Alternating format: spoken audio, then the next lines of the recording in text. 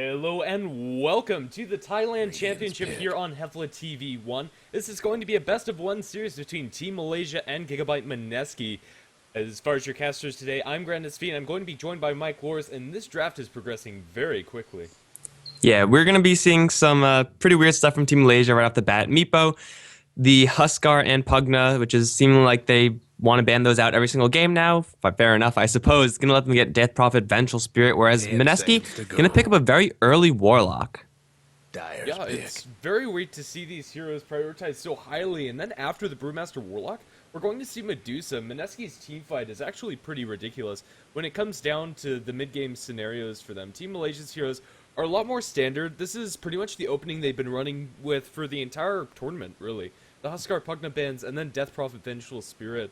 Defensive swaps are nice, but right now there's nothing that really begs a defensive swap, like a Faceless Void Chronosphere, or like a Skarath Mage Mystic Flare.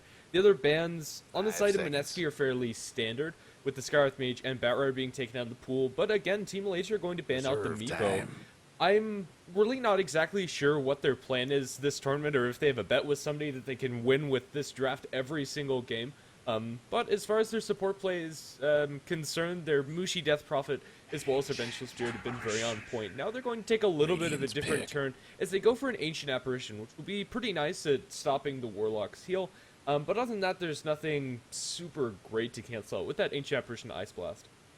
Yeah, he's still a very nice hero, especially when you're working with already 3 ranged heroes. And because Malaysia are working with 3 ranged heroes, got to keep in mind Drow Ranger opportunities, which Mineski do have some answers to already with the Mag Brewmaster, typically heroes that get Blink. So Malaysia might be angling towards that. I don't know if it's actually their kind of style, though. Like, I don't think I've seen them run that strategy before, but with the heroes that they have, it could be extremely potent. Mineski, it looks like they're just all aboard the team fight train. Like, all of these heroes can contribute so much in a wombo combo team fight. It is going to be what looks like a support Warlock, which is fairly weak, but if Mineski can keep on 5v5ing Team Malaysia, then these ultimates are going to be backbreaking.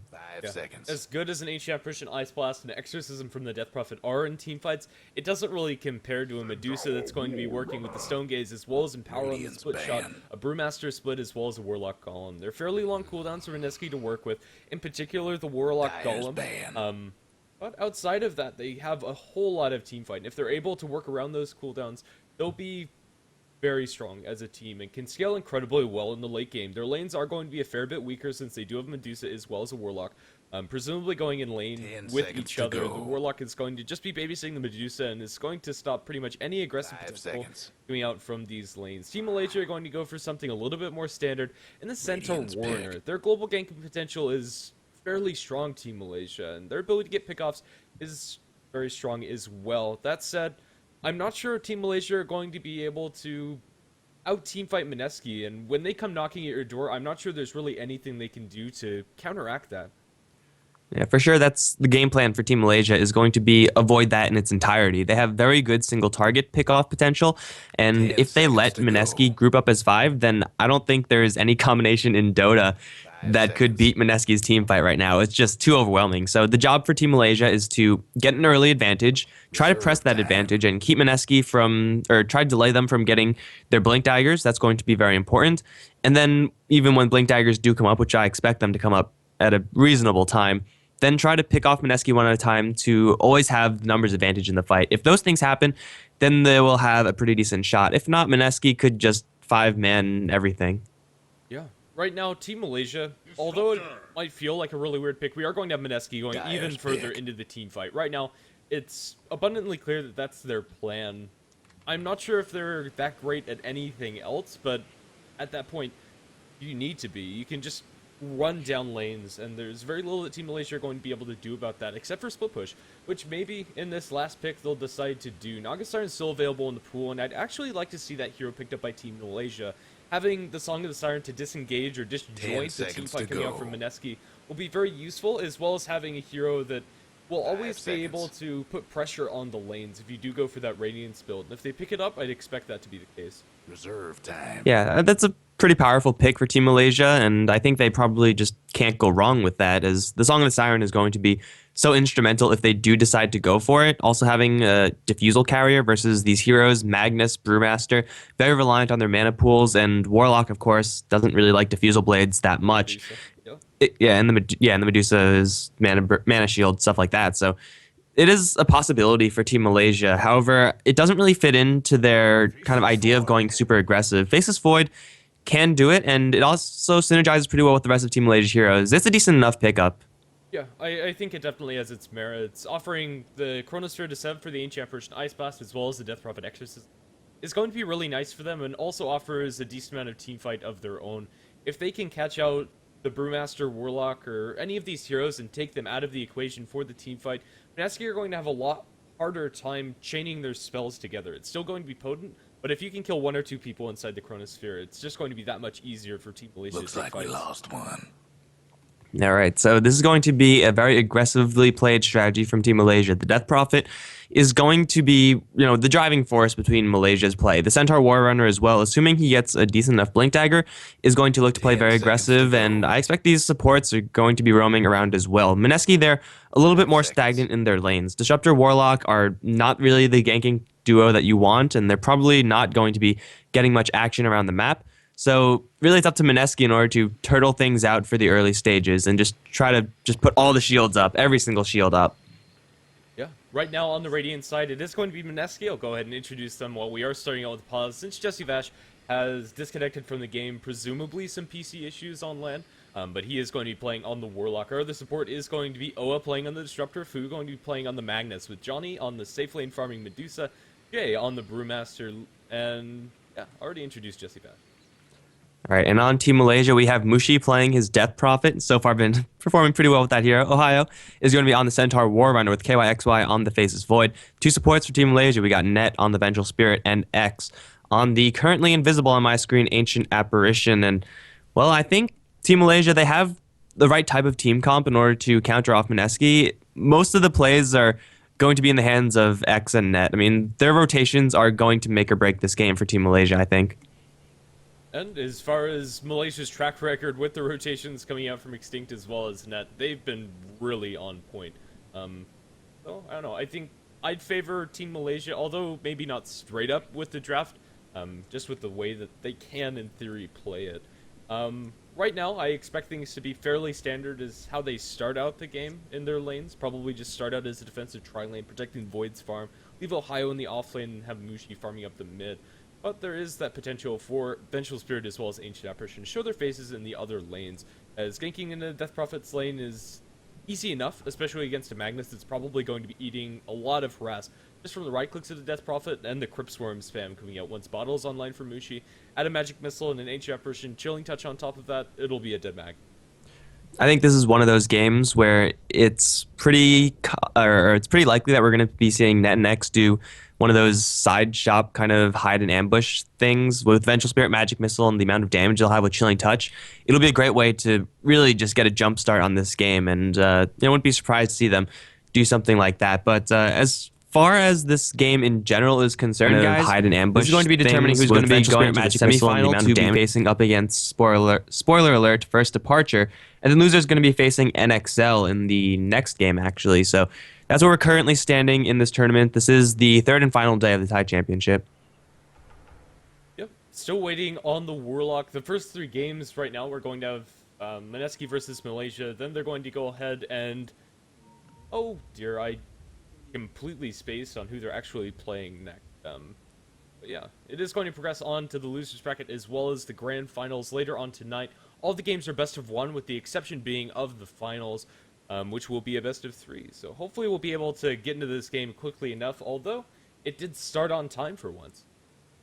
You gotta drop my volume or raise yourself or both or something like that. Okay. Yeah. Hopefully we could figure that out. Let's try that. Is that any better?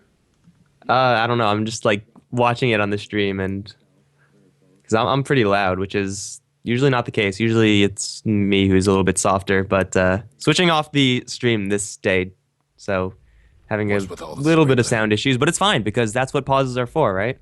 I suppose so. It's actually really weird. My voice does look very quiet on stream. I'm not sure what's going on.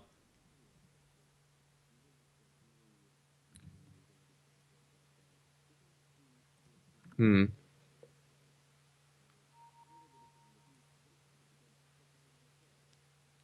Okay, well, I did turn you down. I have you lower. I can't even hear you anymore. What the hell is going on? I don't know. Okay, well, this is a good pause then because I suppose so. we could figure this out. Is that any better? Well, I mean, I'm just like watching the stream and it's like a little bit delayed, so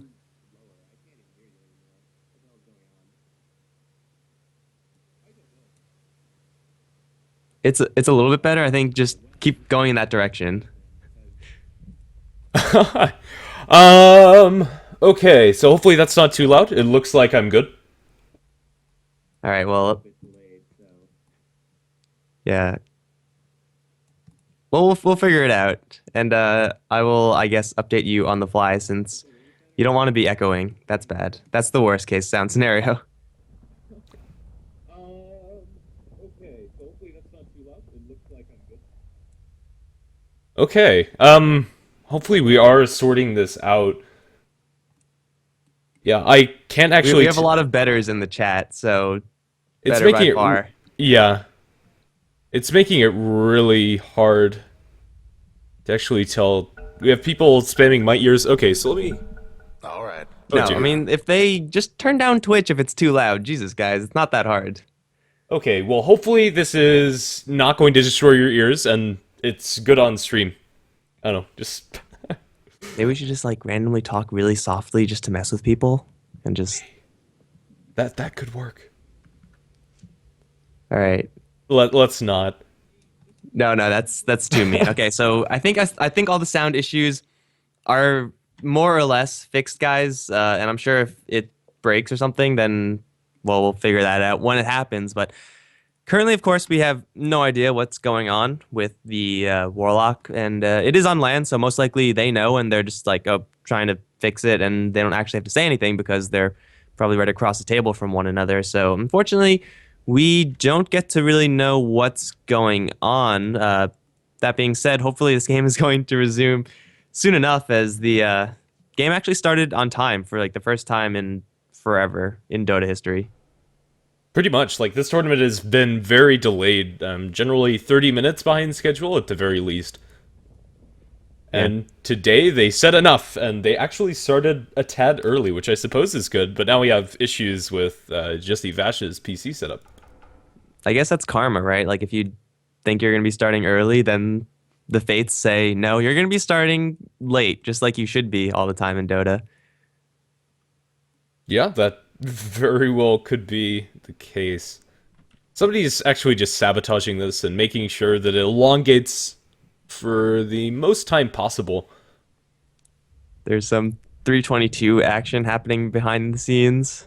Oh dear, let's No, not we're start not. that, please. I mean, yeah, Team Malaysia, they're fine. Mineski, they are running with a couple stand-ins. Obviously, I'm sure not everyone is completely familiar with Mineski's lineup, but they have had a couple of changes, let's say. Just a couple, yeah. They've been looking pretty good with these stand-ins, though, and they're not unknown names in the scene. Like, Johnny's been around, Fu, I've seen him every once in a while, and he's been playing pretty well on their team, so don't think you can really say that they're playing worse. In fact, they might be playing a little bit better. Oh man, I mean they're doing fantastically. Yesterday I wasn't up for it, but they beat Myth, and that is not an easy task. So, I mean, if you could cobble together a team and then beat a really solid team, then hey, you're doing pretty well for yourself, even if they are just stand-ins. Pretty much. And I really wish we knew exactly what was going on. Yeah, I'm gonna see if I could. I mean, even if we did pull up the stream right now, the live feed, actually, I think I'm gonna put that in the chat so that people could see grills and stuff. But It's probably ads. Hey, we have a Jesse Vash. Yeah, it's most of the time ads, actually. Like 99% of the stream is ads, guys. It's not fun to watch. Well, he's actually back in the... Okay, wait 3 minutes, Skype. Why are they using Skype on LAN? I have no idea because something always has to break, and Skype seems like a good enough scapegoat. I mean, apparently it broke for us today, so... Yeah, stupid Yeah. Skype. They're Stupid killing Skype. esports. They are. One match at a time, one botched volume control. You know, it's all in the plan. All right, guys. So, not really sure what's still happening. Hopefully, it's going to be resolved quickly enough. But we actually might have a game eventually. I'm trying to think of like more things to say about this draft, but aside from like the weak laning stages of Mineski and their massive team fight, that's like pretty much it there. In Malaysia, aggressively slanted as usual. It's I don't know. I have no idea. Yeah. I mean, their lanes are all terrible, but they're pretty much all set up to lose, with the exception being their tri-lane, which is pretty nice for Mineski, just securing farm for Johnny up against the Centaur. I don't expect the Centaur to die, however, unless he gets caught out by an odd glimpse after taking too much stress, but if he's playing carefully enough, the Centaur should be able to get experience without falling. Yeah, Glimpse is actually a pretty useful tool against Centaur because he relies most of the time on blinking and or stampeding in order to get into or out of the fights, and Glimpse is just a great tool against that. And it's a pretty decent tool against Faceless Void as well. Like if you're going to be dropping a Chronosphere, then you really don't want to be sitting in a static storm while that's happening, and you could very easily drop a Chronosphere and then get Glimpse back, and then things get really messy. So, the Disruptor is kind of a pick that we did just kind of glance over, as it's like, oh, it's just another AoE or another support that has AoE, but the silence is actually going to be pretty useful for Mineski if they could actually land on people. That is a little bit difficult.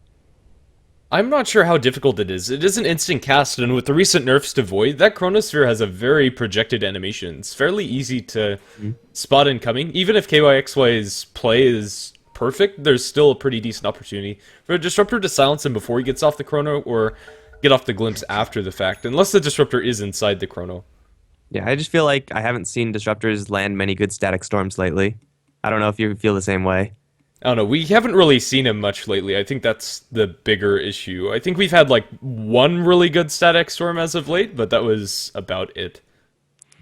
All right, guys, so a million years later, and we are actually in a game, and it is the same game, and we are going to start with Team Malaysia smoked up as 5. They are going to play this, as expected, super aggressively, and it seems like Teal knows about this. Disruptor's calling his shots, and he's going to be pretty much right on the money. Yeah, it isn't going to be the side shop ambush as you expected, and for now they're completely grouped up behind their tier 2s, at their tier 3s. It's incredibly defensive.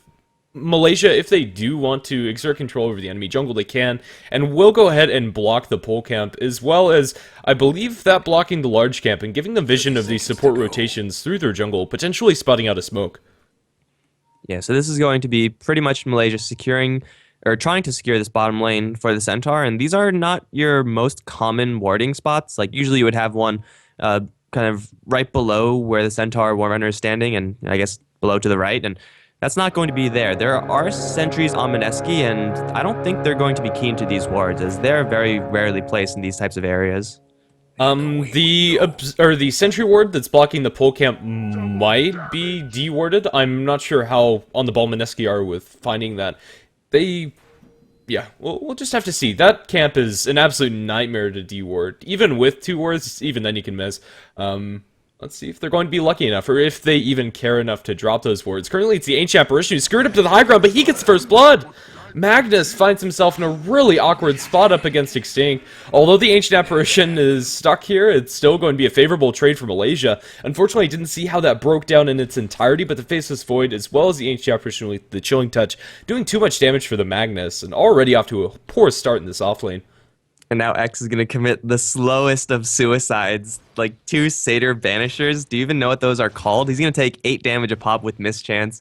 Or he's just going to be next level jungle farming. I mean, we saw Terrorblade do it a game ago, and, well, I don't think Ancient Apparition could really mirror that performance. I think he's going to farm 2 of these creeps before he falls, at the very least. We're going to see the other lanes break down. Brewmaster is already having a pretty difficult time versus the Death Prophet, but right now I think it's more interesting to look at Extinct slowly die. He gets his boots as well as a TP scroll before falling, and will even fall. There we go. He is eventually going to die. That was very painful to watch. Hey, but he gets a kill, and he also gets 2 creeps, which is pretty much 2 creeps more than Ancient Apparition would have at this stage in the game, so it's a pretty decent start for Team Malaysia. When you get screwed up to the high ground, usually it's not good times, but Chilling Touch is a pretty ridiculous skill at level 1. It's going to make you pretty much insta-win any fight that you take at that stage in the game, and really doesn't matter what the other circumstances are. So nice early start for the Ancient Apparition, and all the while, Net has been poking and prodding at this Magnus. He is not getting any CS at all, and KYXY is completely dominating this lane. Kind of to be expected when you have support like this. Yeah, even without support, I'd say Faceless Void should have a decent time. The spam from Shockwave might be annoying for him, but if he gets an off bash, maybe he can even solo kill the Magnus.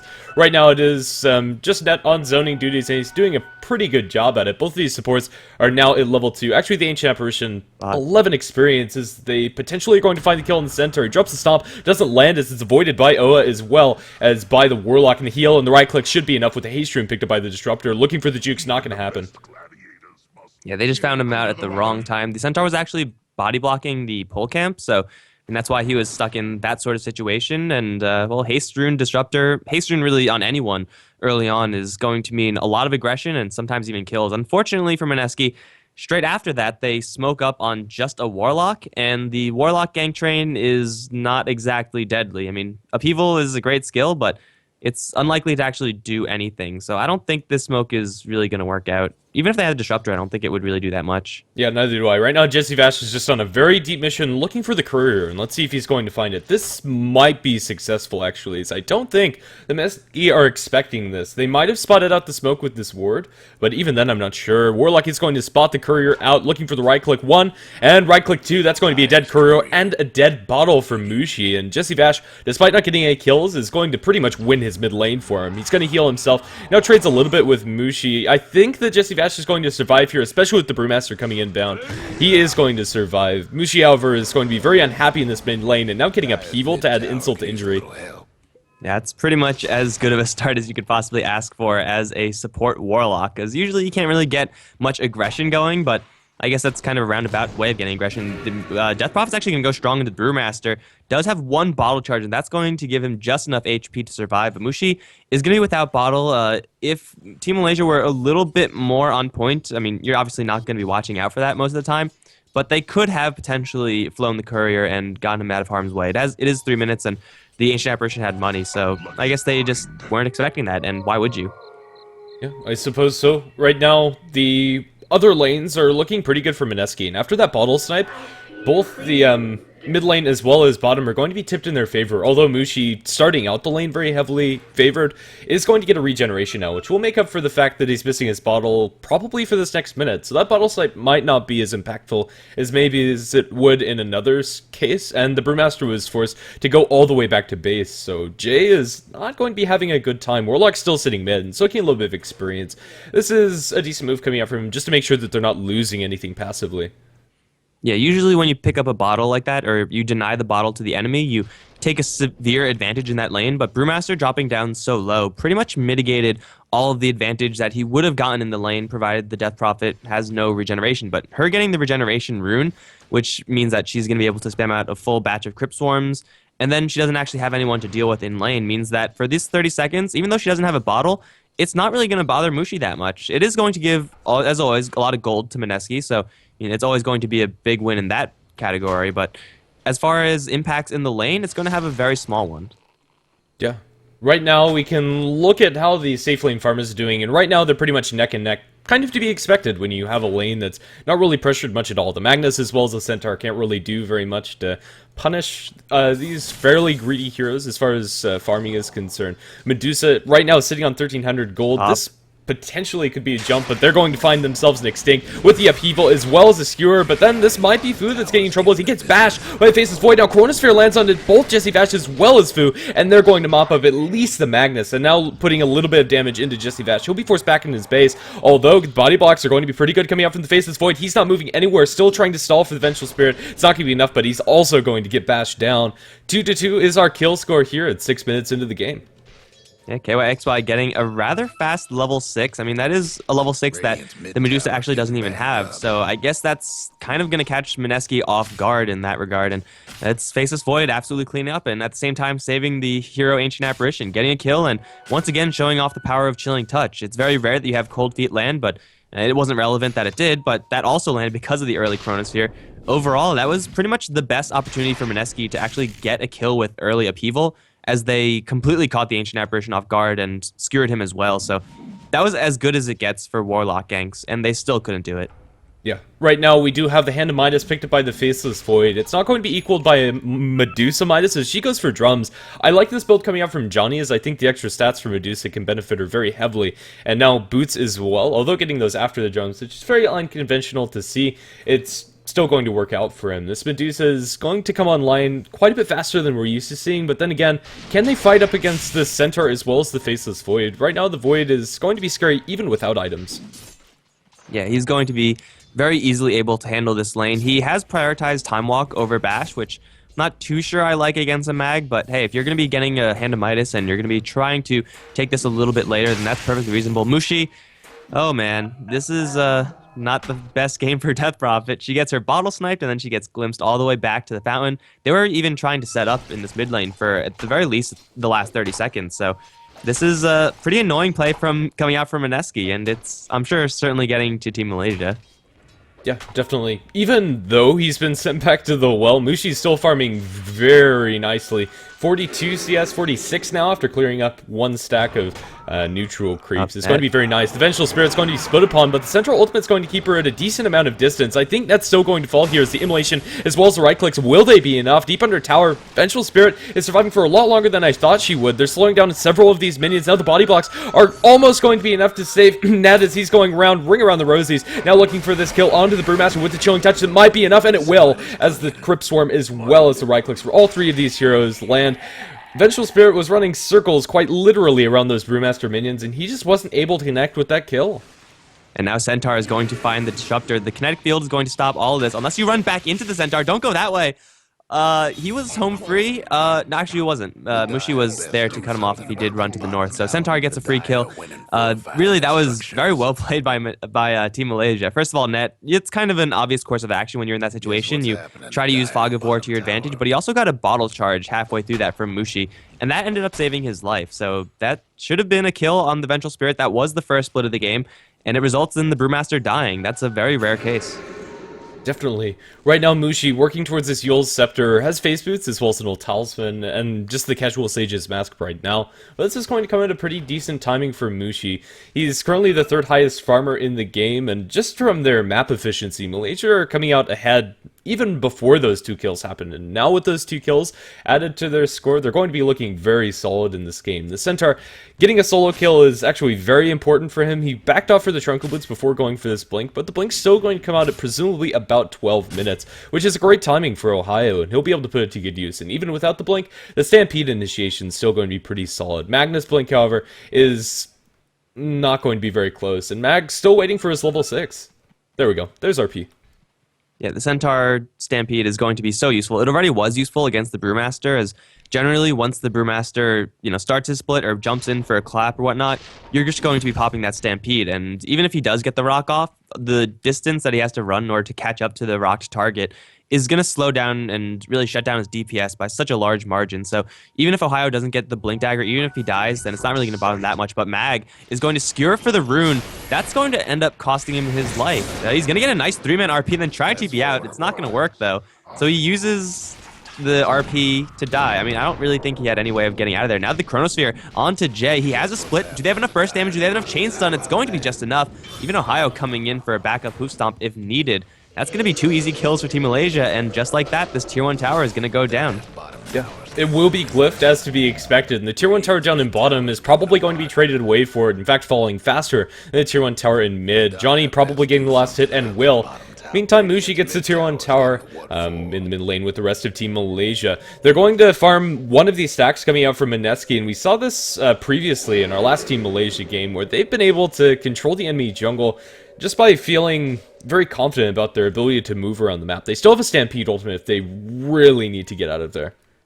Yeah, Death Prophet is just inherently fast as well, so she's going to clear a stack, or mostly clear it. Just one lonely brown Hellbear left in there, and he's going to be pretty much the only thing for Mineski to farm, and jungle stacks are actually pretty important for Mineski. Again, they're really all in on the teamfight department, which means experience is going to be essential for them, and they have great clearers of that jungle, so if you deny that to them, then obviously Team Malaysia are going to be pretty happy with that. Johnny, kind of flirting with death. If Ohio was a little bit more healthy, I think they could have easily turned that one around and killed off the Medusa, and they're still trying to fight off over these creeps. It will be ultimately taken by Medusa, but Malaysia get the tower, and then they get a little bit extra. You rarely see those types of additional wins on top of a tower push.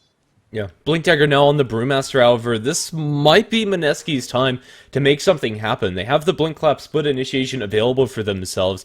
Although I don't think they can fully commit to anything more than this tier 1 tower in mid, I think they can go for this tier 1 tower in mid, with the current way that Malaysia are positioned, although the defense might come out eventually. Right now, Medusa's just getting some free damage onto it. I don't know if it will. Centaur is 200 gold away from his blink. If he had that, then I'm sure Malaysia would be all here and ready to defend. But he still needs just a little bit more time. If he gets that fast, then he might be able to join this. But this is facing up against a Blink Brewmaster, and a Mag ultimate. Warlock ultimate is not up just yet, but hey, if you're facing up against split RP, it's already dangerous enough. The only real shot for Team Malaysia is if they get the jump on them, and now with Mag, oh, the Chronosphere, there it is, there's the jump on them, and now Johnny is going to be in quite a lot of trouble, but they do glimpse back to face this Void, and it's going to be Net to take most of the damage. Thunderstruck up, skewered back into the rest of the team. That's going to be a kill for Mineski. The glimpse coming in huge there for the Disruptor, and Team Malaysia, I guess they defend their tower, but that's a pretty steep cost. They use the Chronosphere.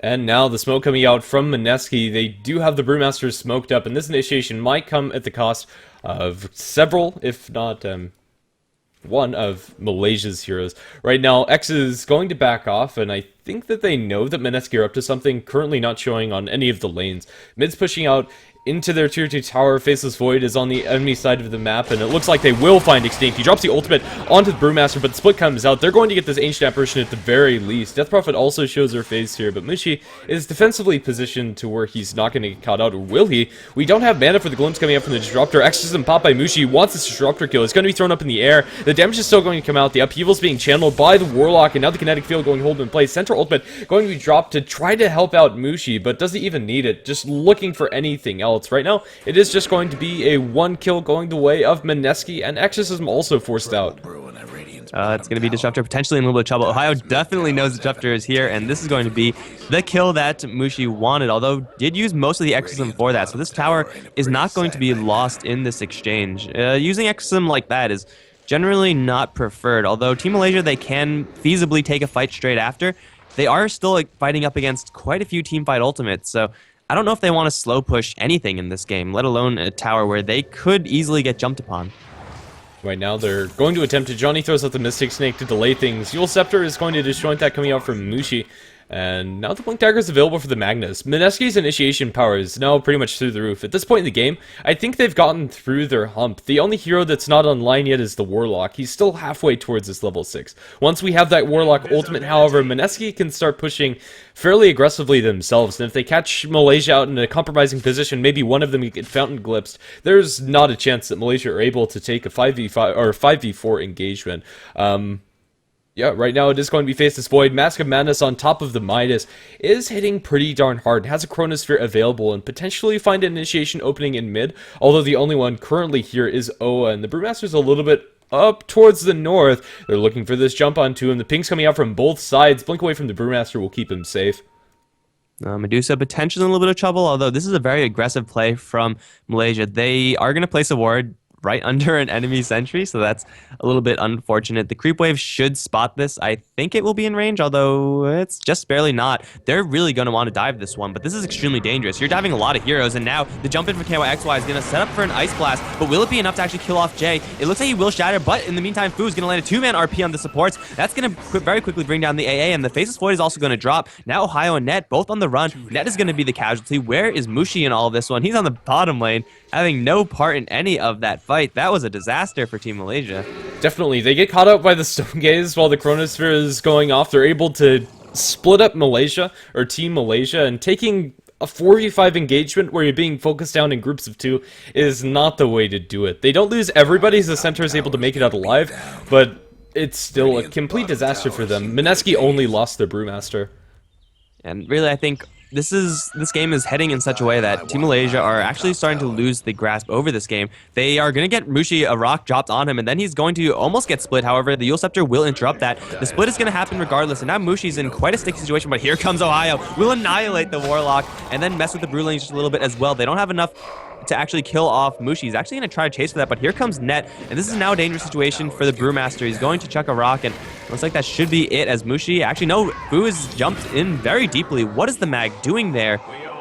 How did he even get there? Why is he there? I don't know why Mag is there, but they are looking for this tower deny. It looks like it's going to be 2 kills for Malaysia. I thought they would have just lost Mushi, and that would have been it. Yeah, and they don't even do that. Mushi's going to end up getting back into this engagement up in top looking for the Medusa. Is going to catch him out in a very awkward situation. Johnny can't TP because the Kiilstofte for Mushi. He's going to try to TP, but this is going to be canceled. Magic Missile as well as Kiilstofte. A little bit of miscue going from these 2 players, but they'll still have plenty of damages. Johnny is caught inside of a corner. That's a killing spree for Mushi. He jumps all around the map and gets paid off, but now KYXY is going to get a Static Storm dropped on him. He does have Mask Madness movement speed and a Chronosphere if needed, so he shouldn't die here. In fact, it's going to turn things around. Is there an Ice Blast coming in? It is, but it's a little bit too slow. It doesn't matter because the Disruptor's already down. Time Walk away, and Faceless Void is just fine. Ohio's actually rotating in. The Ice Blast did land on the Brewmaster, so they might be looking for reinitiation here. I don't know if Ohio has enough to take 2 of these heroes on by himself, but still, Malaysia getting a couple kills. This is the kind of aggressive play that I expected from them previously. I mean, the Vengeful Spirit and Ancient Apparition haven't really been rotating around that much in the early stages, and it's kind of put them in a sticky situation, but they're making the best out of it. Yeah, definitely. The individual play coming out from Malaysia has been fairly spot on. Anytime the Faceless Void sees an opening where he's able to go for that Chronosphere and get a kill, he's able to do so, even though it starts out kind of like a defensive Chronosphere and other players might just decide to completely book it. KYXY has been able to get several support kills because of those 2-man Chronospheres, stopping both of the heroes from chasing after him. And now Mushi is going to sneak around with an Invis Rune. He has a Kiilstofte Phase Boots, 18 minutes of the game, which is good enough, and then a Reaver. That's a huge pickup. Suddenly Mushi is one of, if not the tankiest hero on the map, and, well, Death Prophet with Kiilstofte and Exorcism, that is quite a lot for Mineski to deal with. This is very rare you see an item this big picked up this early on a Death Prophet. And let alone the Faceless Voids farm. He has a Maelstrom, Mask of Madness, as well as Midas. KYXY is hitting like a truck. He might be forced to go into a BKB this game, although it's not the greatest of choices. Canceling the Disruptor's ultimate and what have you might be nice, but he's skewered back into the Static Storm. He can't get anything off. He's going to be able to walk out of it, but still can't get off the Time Walk. He will, up to the high ground, but the Glimpse as well as the Static Charge would have been enough to do him in. In the meantime, Mushi and company are able to take down the Medusa. Faceless Void for Medusa. A fairly even trade going either side. Let's see how the gold's going to break down. It's actually going to favor Malaysia, as they have... I'm not actually sure how that favored them, to be honest. Let's see, it's going to be... Oh, that's why. It's because the fight recap actually didn't show us the Death Prophet kill previous. It is a little buggy in that respect. Right now, we are going to see Brewmaster picking up a bounty rune. The top rune was secured, I believe, by the Vengeful Spirit, but I'm not sure what it was. Potentially in Mushi's bottle? No. Well, it doesn't really matter, I suppose. It's not going to really result into anything. The Faceless Void kill in exchange for Medusa, though it does technically, or I don't really know, the fight recap is not really cooperating. Let's say it does favor Malaysia slightly. They actually need their Faceless Void a lot more than Mineski need the Medusa. I could see Mineski very easily taking a 4v5 fight just with the power of their ultimates alone. Whereas Team Malaysia, yeah, they probably can get something going without their Faceless Void, but Chronosphere and the damage that Faceless Void is putting out is so much more important for Malaysia. So it's not going to matter this time. as there is going to be no capitalization on either pick. But if it happens in the future, then Team Malaysia, they're probably going to have to play defensively, whereas Mineski, they could still feel comfortable to push forward and try to take team fights with their ultimates. Yeah, as long as they have their ultimates available. Magnus RP on cooldown for 30 seconds, but outside of that, they have everything online, and they're going to be very comfortable in taking those engagements. The tier 1 tower up in top is probably going to be taken by Malaysia, with or without Exorcism pop. They are going to go for this Exorcism and potentially look to push tier 2, although that feels like a very risky move. They might just be content with getting this a little bit of extra gold and then sit back until Mineski use one of their ultimates for a pickoff or something like that. Yeah, I actually like the Exorcism use right here. It's kind of weird because the tower was so weak already, but oh, tower denied by Mag. All of a sudden, the Exorcism is not looking too good. But when you're facing up against this much team fight, you really don't want to be grouped up as 5 in one place for very long. It just increases the chances of you getting jumped. So using the Exorcism and trying to get in and out very quickly seems like a good idea, although that Mag was pretty much spot on with his timing. Well, forget the Reaver on Mushi. It's going to be a completed heart now. 21 minutes in, this is ridiculous farm for the Death Prophet. And we saw this last time we saw Mushi on his DP. He just efficiently farms and finds openings. 4-0 and 4 as well as 151 CS. Farming like a madman. In fact, outfarming both the Void and the Medusa. The tanky Death Prophet is always going to be extremely deadly, but I don't know if this is going to be enough in order to counteract all of these ultimates. Like, if you're stuck in the Static Storm, if you're getting RP'd, or if you have a upheaval rock dropped on you, then health is going to be certainly very nice, but it's just so much AoE magic damage. And a Death Prophet, if Malaysia are taking this late game, is still a strong hero, but at a certain point, Warlock is going to have his Aghanim Scepter, and that's incredibly deadly. RPs, you're just giving Mineski more and more chances to land their big ultimates, not to mention the fact that Medusa is also farming to her heart's content. Yeah, Medusa, now her item is going to be Manta Stealth. It's not the hardest hitting Medusa, but once you have Empower leveled up and one more big stat item for Johnny, it is going to be so. And they have so much AoE crowd control that if they catch like 3 heroes and any one of those spells, those three heroes are more or less completely dead, as they'll be able to hold them in place long enough for Medusa to get her damage out. And that's exactly what Medusa wants to do.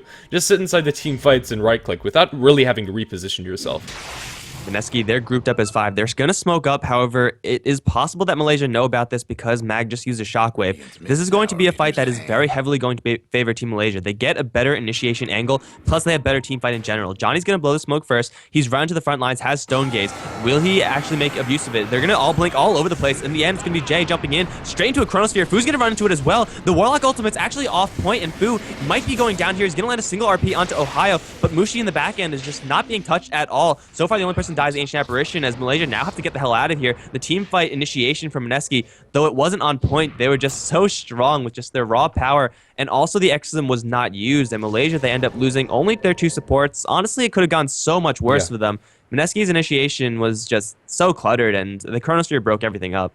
Yeah, right now that's going to be a minute where Team Malaysia don't have to worry about any of the ultimates coming out from Mineski, and honestly, I think that's worth it. They can group up and feasibly push a tier 2 tower without having to worry about split, RP, the Disruptor ulti, Stone Gaze from Medusa, even in Warlock Golem, crucially for 2 minutes. So, I don't know, I think this actually favors Team Malaysia, since their supports are already online. They aren't going to be able to do so as top is pushing in. Maybe this is just going to be comfortable farming time for them, although Mushi and Centaur are down in bottom, and this honestly might be enough to take the tower, since they didn't use Exorcism in that team fight, and it is maxed out. Yeah, I think they probably could have gotten away with a couple of kills and made a good team fight if they did decide to use Exorcism, but this is also a good option, assuming they're not pressured back. This is a pretty bold move by Mineski. They know that there are 2 heroes on the bottom lane, so they're going to try to go for this push. Tower deny from net. He's not that baller, but now here comes Mushi. He's already with the Exorcism, but he's going to get glimpsed back, and now they're going to try to jump in with KO Exile, but he doesn't have a Chronosphere already used in the previous fight. He's going to get focused by 3, although it's going to be Johnny take most of the damage. He's completely out of mana. Screw up from Fu, though, is going to bring them right back into Mushi. The Hoof Stomp's not going to land anyone. Now the Upheaval is actually making things hell for Team Malaysia right now. X is the one in trouble as Fu is messing with him, but that Upheaval completely saved Mineski's ass right there. Mushi trying to chase forward and find someone.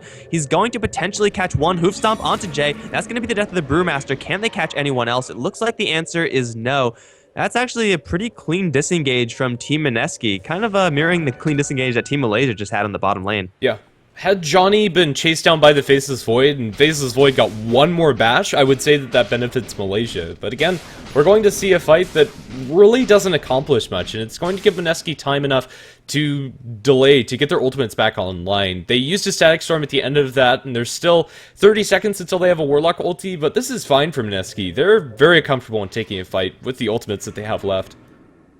Yeah, so I think BKBs are going to be just so useful for Team Malaysia, even though they have to deal with so many things that go through BKB. Stone Gaze, the Warlock Golem, RP, Brewmaster damage through Split. That glimpse just completely destroyed Team Malaysia's chances in that fight. Like, Death Prophet popped Exorcism, and when you do that, it's game time. You're going to be getting kills most of the time.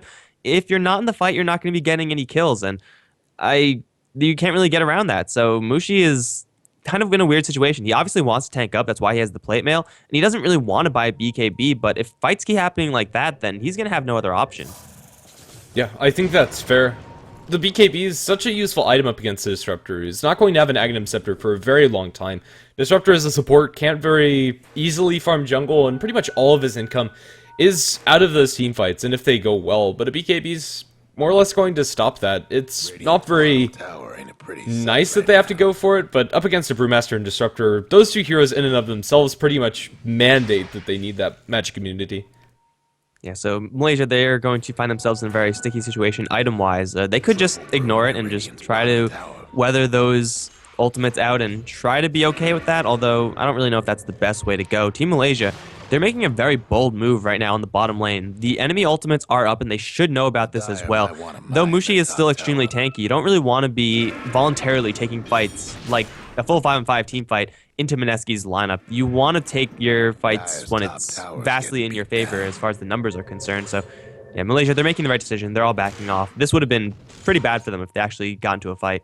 Yeah, Mineski were smoked up, and they still might find Mushi. Force that forward, glimpse back onto the Death Prophet. They don't get the skewer back. The Yule Scepter is just going to sit up for it, however. Kinetic Field, they drop RP as well, but the defensive swap from the Vengeful Spirit might save Mushi's life. No, he's going to be skewered back in the Kinetic Field, as well as the Warlock Golem that has been dropped. Mushi gets off Exorcism, but I don't think that's going to save him, as the skewers and the right clicks are going to be enough. Now the Vengeful Spirit going to be focused down by the illusions of the Medusa. Now Ohio, the next to fall, he's going to be glimpsed back, if nothing else, to cancel that TP. They lose their Magnus, but get 3. Mineski coming out strong, pretty much showing the reason why Team Malaysia should not fight into them when they have all of their ultimates online.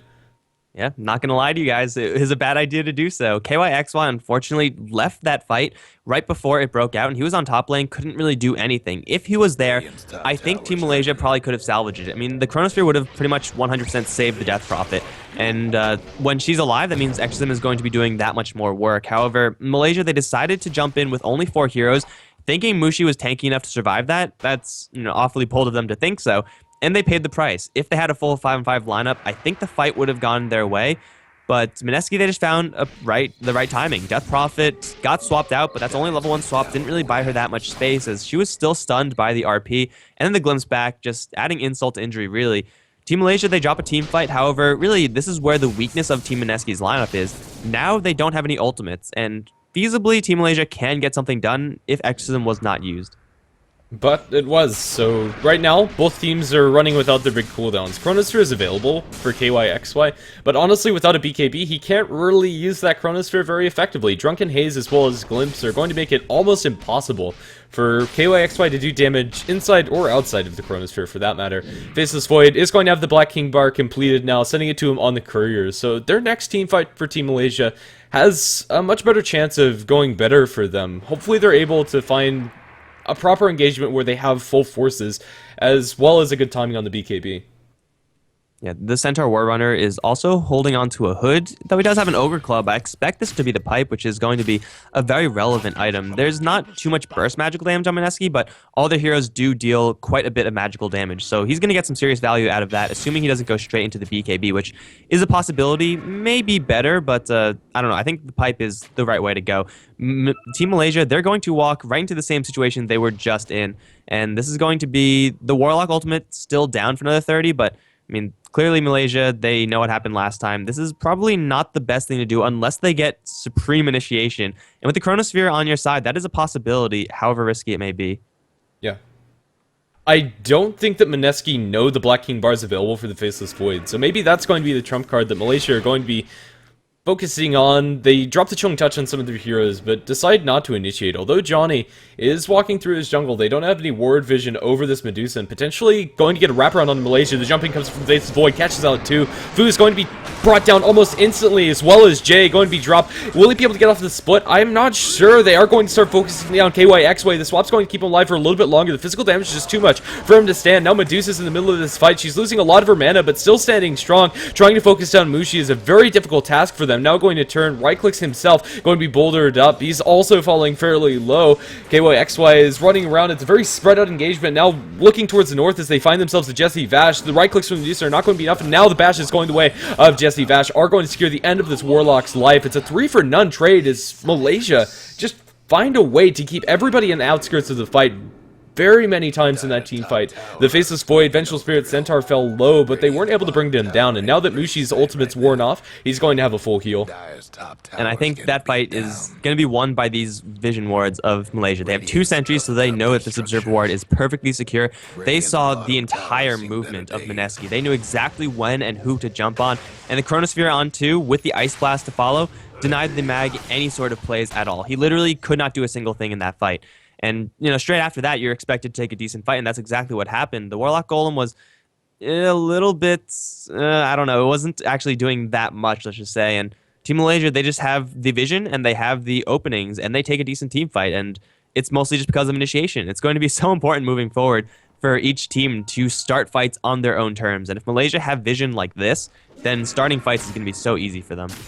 Ohio, instead of going for the BKB or the pipe, is going to go for something completely different. It's going to be Heaven's Halberd coming out from him, which I quite like, up against a Medusa, a hero that doesn't really want to build into the BKB, and Medusa now completing up the Scotty is going to be pretty much crippled by that disarm coming out from the Centaur Warner, and without the Medusa's damage, Mineski don't have anything that scales particularly well towards the later portions of the game, and right now, Malaysia's cores are already kind of hitting that point, with 15,000 net worth on Death Prophet, Shiva's Heart, as well as Yule Scepter, incredibly durable up against Mineski's combo, even though face-tanking quite a large amount of that. The Faceless Void is a lot squishier than the Death Prophet, but if he does get some lucky backtracks and is able to time walk on the outskirts of the fight like we saw last time, especially with the defensive swaps, they should be fairly comfortable as long as they're able to deal with Johnny, and I like this item pickup because of it.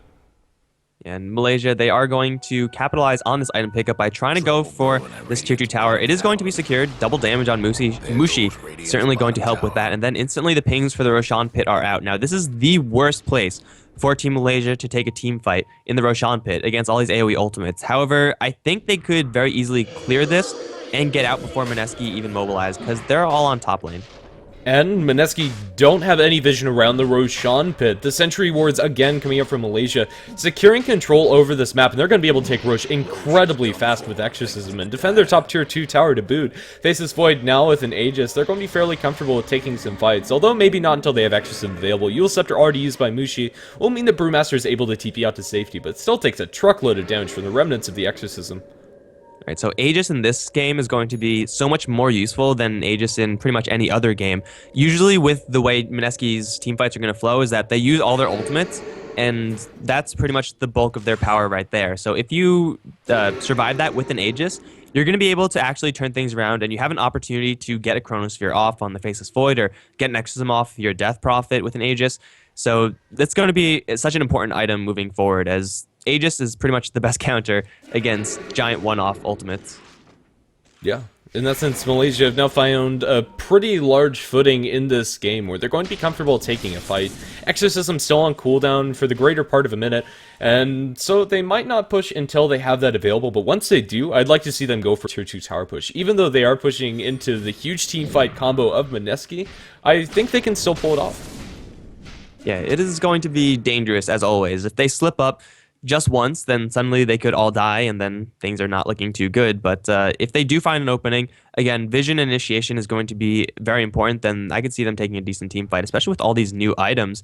They have what looks like a second Heaven's Halberd coming out for the Vengeful Spirit. I did not expect this item on her. It is a fantastic item. Generally, Force Staff, Blink Dagger, those types of items are preferred, but hell, more Heaven's Halberd is more fun, especially when you're dealing with a Manta Style and Medusa. She has one way to get rid of it. She's going to need now another. So big items for Team Malaysia right now. Completed Mjolnir as well, which is certainly going to help out. For sure. Vengeful Spirit's still quite a ways away from having that completed item, but Net's positioning in the team fights has been pretty on point, even without the Force Staff or the Blink Dagger, so I think he can get away with it. And the extra tank definitely doesn't go amiss on Eventual Spirit. Already a pretty tanky support. As far as supports go, Tier 2 Tower up on top is going to be pushed down. Both KYXY and Mushi are very aggressively positioned, and KYXY is just going to be clicked down by Medusa, going to be chunked down to about half after the tower shots land, and this will make them potentially second guess their thoughts about going into this tower. They'd more than likely lose the Aegis before any huge ultimates were spent if they continued in that same style. Yeah, KYXY Faces Void is pretty much built as a pure glass cannon right now, and Medusa with Eye of Scotty Man style is incredibly stacked and is doing a ton of damage with Empower. Like plus 85 with Split Shot on, she's going to be able to take creep waves very easily. She's also sitting on another 3,000 gold, so big items are coming up on Mineski. However, really they're limited by their ultimates. We have Aghanim Scepter on the Warlock. That's a level 2 ultimate as well. This is actually a very devastating amount of team fight for Mineski. Like, it is going to get stronger as well, as the Aghanim Scepter is very close to completion for the Disruptor, and if you catch Death Prophet with that Static Storm, then Yule Scepter is not available. She's going to be taking a truckload of damage, and Mineski, you know, their items don't actually scale that well in this game, with the exception of Medusa, but they're getting the items regardless.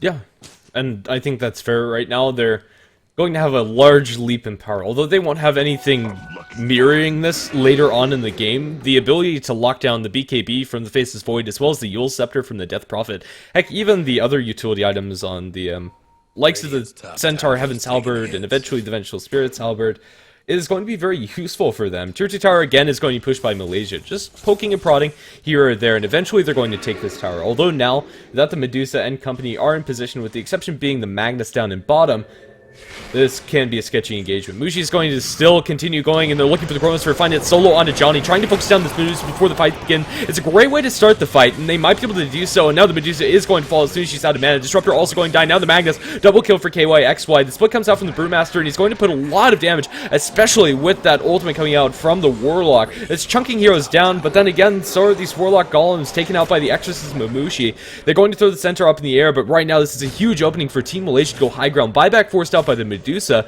but the only ultimate that they have available is the Magnus RP, and he's not available right now as he's dead and would need to buy back and potentially TP in. They get a Yule Scepter on the Medusa, no other way to lock her down, so they're not going to try. Johnny's probably going to stop this push after the buyback's forced out by the Magnus. Malaysia are going to be happy with what they've gotten and decide to go safely back to their side of the map. I thought potentially that fight could have gone very poorly for Team Malaysia, as one-man Chronospheres are generally not advised. However, bringing down the Medusa and then eventually getting the Magnus in the Chronosphere as well, he kind of ran into it, is going to be, once again, initiation, making the difference in this game. Team Malaysia, they took out the Medusa instantly. You have a 4v5, and Medusa is the bulk of the physical damage. Like, as devastating as the ultimates on Mineski are, if they're not all perfectly lined up on a whole bunch of heroes for Team Malaysia, then Mineski's damage is slightly going to falter. Level 2 Warlock ultimate with Aghanims didn't actually do enough. I mean, KYXY took the brunt of that as expected. He's a Faceless Void, and he's not that tanky. But it just wasn't enough because Mineski were down on numbers so early on. So the Team Malaysia side take a huge fight right there, and they're going to get a couple more items off of that. They also force, crucially, buybacks from both the Medusa and the Mag. So, you know, just adding more and more wins. Did they even use the Aegis? Yes, it was used, yes, I think, by KYXY. So, I mean, they lose the Aegis, but that's exactly what Aegis is there for. More or less, Ancient Persian, now with the Aghanim Scepter coming in from Malaysia, is going to give them another big team fight boost of power. And with another Chronosphere available for the Faceless Void, they're feeling pretty comfortable up in the top lane. Although now they are going to back off. Death Prophet pushing out mid and Centaur down in bottom. Centaur's next item of choice is going to be the Heart of Trask. Currently, Ohio is very tanky, and once he has that heart, it's only going to get worse for Mineski. He hasn't fully committed to the pipe, which I suppose is okay, although I'd assume that he'll get that sooner rather than later.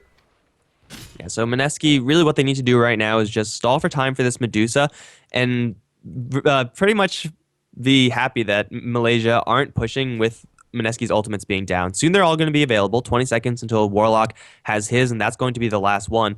Medusa is very quickly becoming more and more important for Mineski. She is farming pretty decently, though behind the Faceless Void and the Death Prophet, just the nature of the hero means that she could do quite a bit of damage, especially when she has so much support coming out from her allies. And Mineski, they just have to get initiation. I don't think they've actually started a fight a single time in this game, or at least a large-scale fight. Right now, Faceless Void is going to be a little bit annoyed with Medusa's Talisman of Evasion. His Chronosphere no longer disables the evasion, so he's going to need a Monkey King bar in the near future if they want to replicate the type of initiation that they started out on top. If Medusa had a Talisman there, she probably would have survived, but it's a tier 2 tower in mid now that Team Malaysia have themselves set on. They don't pop the Exorcism. Just the right clicks are going to suffice for now, potentially waiting until Mineski look for a jump on Imushi.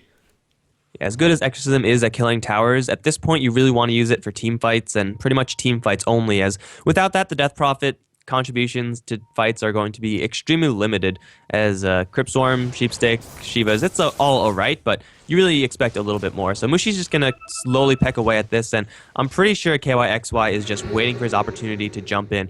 There is no vision of the from the Radiant of this area except... well, I mean, Ohio is just going to draw a creep up there, so I'm pretty sure Mineski now know exactly what's going on. The question is, can they do anything about it? A blind Blink RP or a blind Warlock ultimate is not the way you want to start a fight.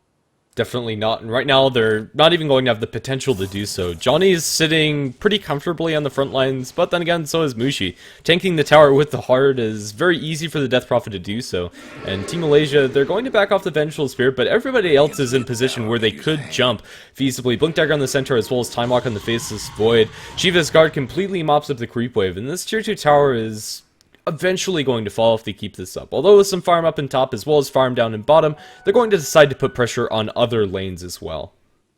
Okay, so tier 2 tower is held, and Johnny's going to be actually farming up the mid lane all the while. The rest of Mineski weren't doing anything, but the rest of Team Malaysia weren't doing anything either. So it was just, you know, Dusa and Death Prophet just getting farm while the rest of their teammates were potentially there to back up. The Medusa's Butterfly is going to be completed very soon.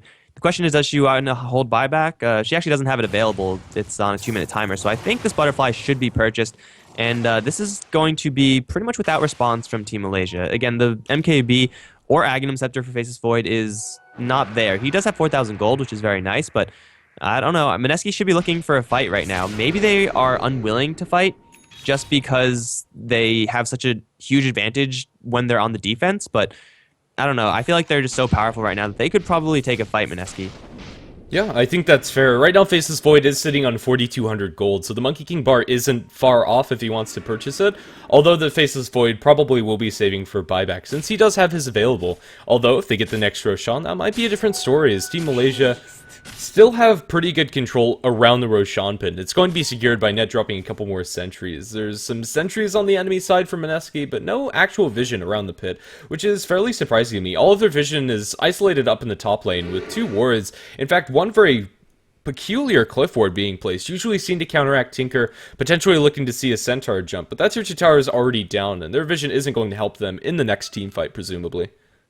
So I think, you know, last time we saw Team Malaysia very easily take the Roshan. They are going to spot it out now with the Ancient Apparition Vortex, but this is something that Mineski can and probably will want to contest. They don't have any vision in this area, much like last time, but they are in a much better position to do so, as they are just a stone's throw away from this Roshan pit if they catch wind of this, and they should know about it. That was, I think, a rather long Roshan timer, so Mineski, they are not moving. If they were moving right now, they could very easily catch Mushi off guard and take a decent team fight in this area, but instead, it's going to be, once again, a free Aegis for Malaysia. I think Mineski wasted a pretty large opportunity right here. And now, with the Aegis, Faceless Void is going to be comfortable enough in getting the Monkey King par, so that Butterfly from the Medusa is going to be a lot less effective, and this Faceless Void is dishing. When he gets a bash, it's going to be doing a ridiculous amount of damage inside the Chronosphere, and even without, going to be hitting for a very nice amount of damage, especially when he has the Vengeful Spirit Aura on him. Almost 300 to hit. Yeah, with the Vengeful Spirit Aura is 300 to hit, so that's a truckload of damage, assuming KYXY gets to survive. And with the Aegis, it's a pretty safe assumption that he is going to live. Mineski, they are extremely scared right now, as well they should be, of course. Both teams are very capable of taking fights from one another, even though we see, wow, that's a huge lead. 20,000 net worth lead and 20,000 plus experience for Team Malaysia. Mineski can very easily take a fight, just given the nature of their heroes. So we are going to be seeing a lot of caution in this game, and I think this caution is well warranted. Yeah. No matter how large a lead, if you cut out in a 5-man RP, follow up with a Static Storm Kinetic Field, that's Aghanim Scepter with the Warlock Ultimate that also has Scepter, you're not surviving. And then add Upheaval on top of that with a split-shotting Dusa, that is very scary, even without a lot of items. Mineski have the items where it counts. They have both of their supports with Aghanim Scepter, and honestly, that's all that they really need. And then the Medusa's keeping up with the Death Prophet and Faceless Void, which is, again, pretty much all that Mineski need to take these engagements. Yeah, I think aside from refresher orbs or general aura items like a Vlad's or an Assault Cuirass or a Shiva's for Brewmaster, really the gold is not going to be very relevant for Mineski, except on the Medusa, of course, but that's kind of a given. So, they have their ultimates. Warlock has Aghanim Scepter. I'm sure he's working towards refresher, although he's nowhere close to even getting a single part of that. The rest of the heroes are going to be wanting to get refreshers as well, but again, they're not very close because it's Medusa to take most of the farm, and it's okay for Mineski in this case, but it's also kind of deceptive in the net worth department as they don't really need gold, these heroes. Yeah, and I think that's fair. Right now, the slow siege is going to begin again on the tier 2 tower. It's going to look pretty much identical to what we saw before. Faceless Void's been spotted out by an observer ward, but I don't think that's going to save the tier 2 tower. Again, KYXY is going to be pinged a couple more times. Pretty much everybody putting their cursor on top of where the Faceless Void is. Yeah, tier 2 tower is probably going to die. Sentry Ward is going to be committed by one of the supports, and right now KYXY should know that they have vision of him if he was paying attention to the support inventory, but he doesn't care as they find themselves a Johnny. Stack's dropped inside the Chronosphere, and he can't really do much until he pops a BKB outside of the Chrono, and Johnny's still not taking enough damage. The ultimate coming up from the Warlock's going pretty nice, and focus down KYXY. He does have Aegis, and it's going to be procced here as Johnny gets the Stone Gaze onto Mushi, as well as onto Ohio. Mushi forced to Yule Scepter himself up in the air, but the Warlock columns are going to fall at the end of the day. Jay now going to be able to get off the split, going to clap as well as looking for the boulder on the Mushi. It's going to connect with those, but they need to be careful. Swap going to get Mushi back to safety as this Cyclone goes away the Faceless Void. Disruptor for Magnus is not a terrible loss for Mineski. The bigger loss is that they use their ultimates and don't win a fight. KYXY is now back up at full health, and so is Mushi, and they find themselves a J to make things even worse now without a Brewmaster. This tier 3 tower is looking to be dead. Gem of Trace Sight also lost in that fight. Halberd going the way of Johnny. He can't defend his towers, and that's really scary when you're the Medusa. He's going to get a heal from the Warlock and try to put damage, but a second Halberd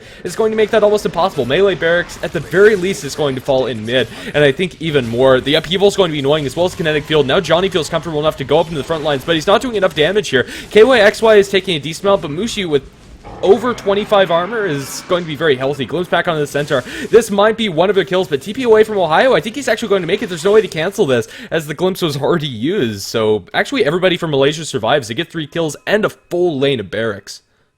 Okay, so in that last fight, Team Malaysia, much like the fight we saw on the top lane, they dropped these one-man Chronosphere onto the Medusa.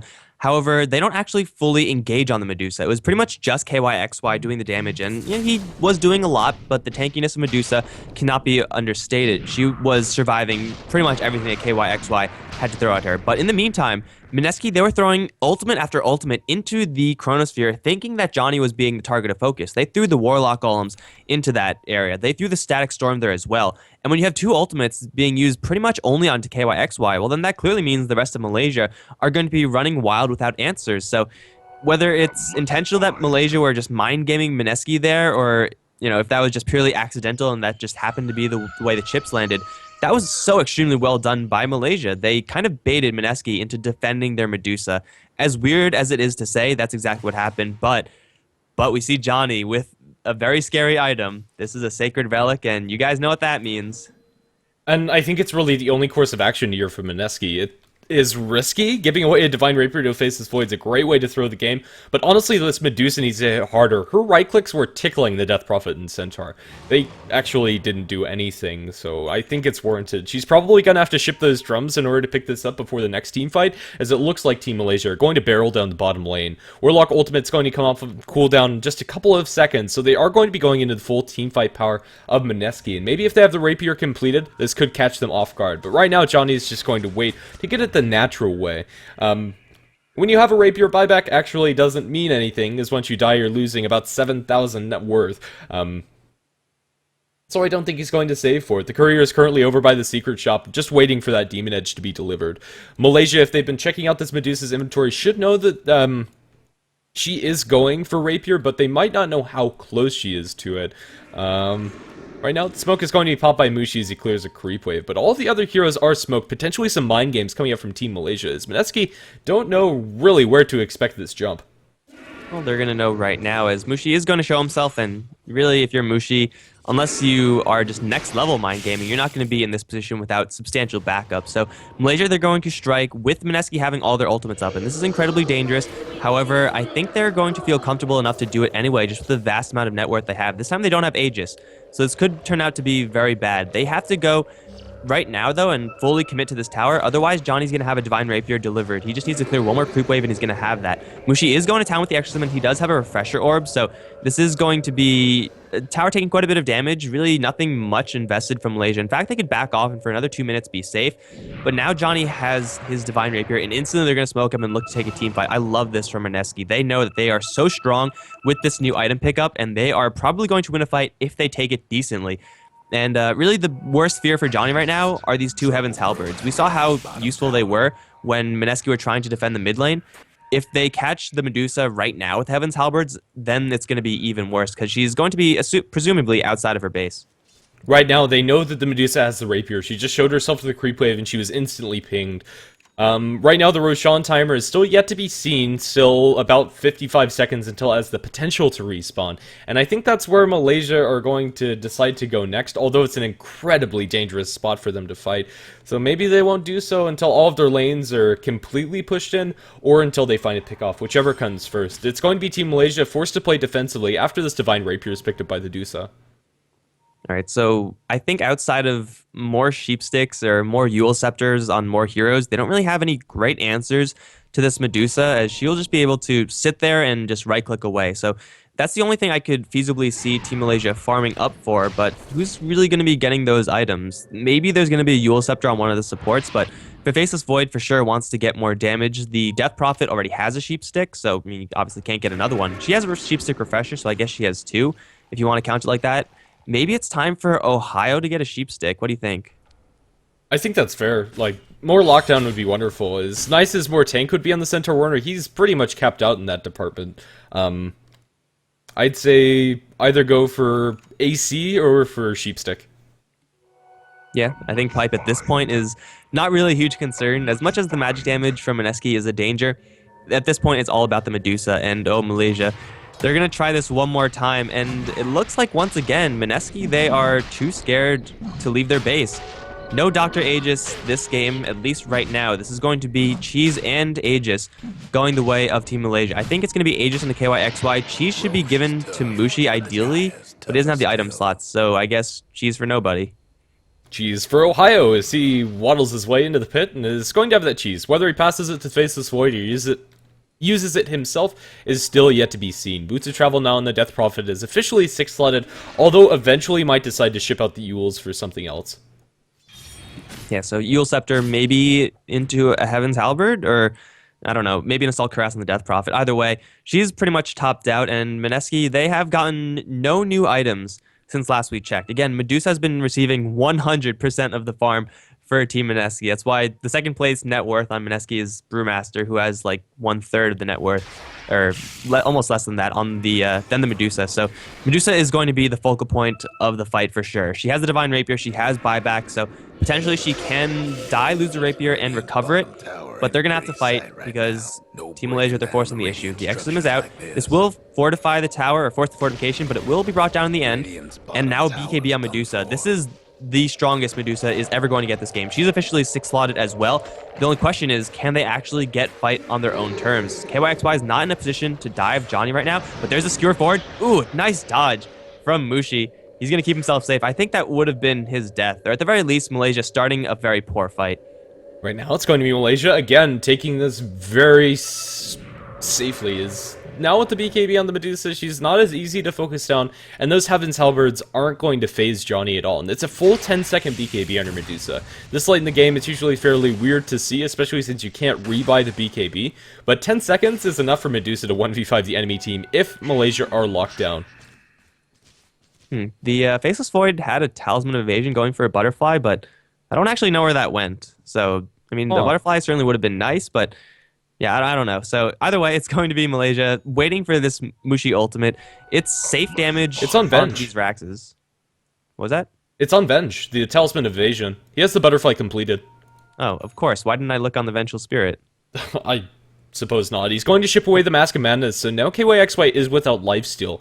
Although he will be able to replace that Aegis with the Satanic eventually, right now that's not the case. I'd love to see if Vladimir's offering on either of these teams, as the bonus armor would be useful for both of them, as well as the damage, and then, not to mention the extra armor, as the Exorcism as well as the Medusa are pumping out a whole lot of physical damage, and maybe that'll let you survive one extra arrow from the Medusa.